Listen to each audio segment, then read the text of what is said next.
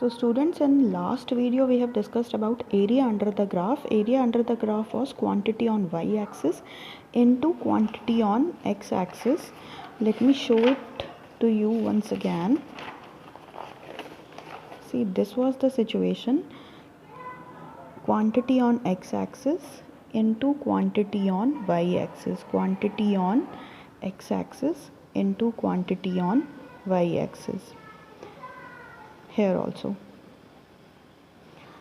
So now what we are going to do, we are going to study about one more thing, that is slope. Slope is actually what angle this graphical line is making with x-axis. This is the slope. So this is the angle. Similarly for VT graph, this is the angle, and how this angle is calculated, that you are going to read in higher classes, but for the time being you have to memorize, you have to cram that how this angle is calculated. If you complete this triangle by dropping a perpendicular over this x-axis, you will get a triangle, and the perpendicular of this triangle divided by base of this triangle will give you the value of this angle.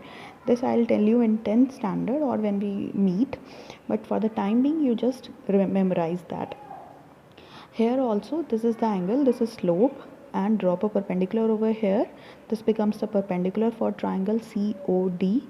Likewise in the case AOB for distance time graph.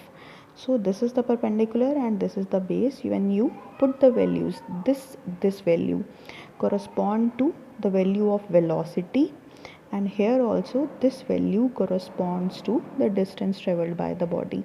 This value of base corresponds to the time, and this value of base in VT graph also corresponds to time.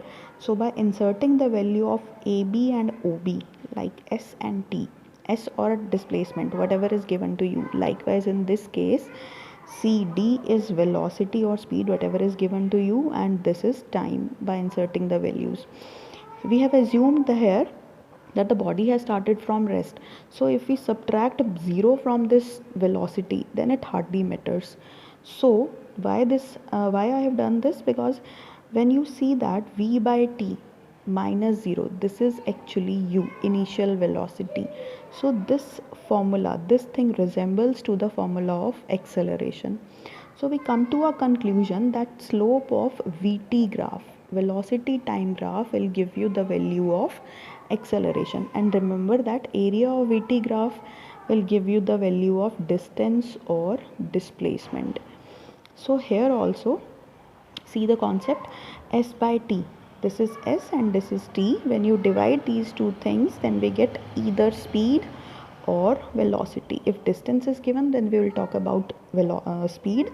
If displacement is given, then we will talk about velocity. On a straight line path, these two things are same, so you can talk about velocity or speed or velocity, one and the same thing. So we have come to a conclusion that slope equals to quantity on y-axis. This was y-axis. Here also perpendicular corresponds to y-axis divided by quantity on x-axis. So slope of dt graph will give you the value of this, and slope of VT graph will give you the value of acceleration, whereas area of DT graph will give you simply the value of S into T.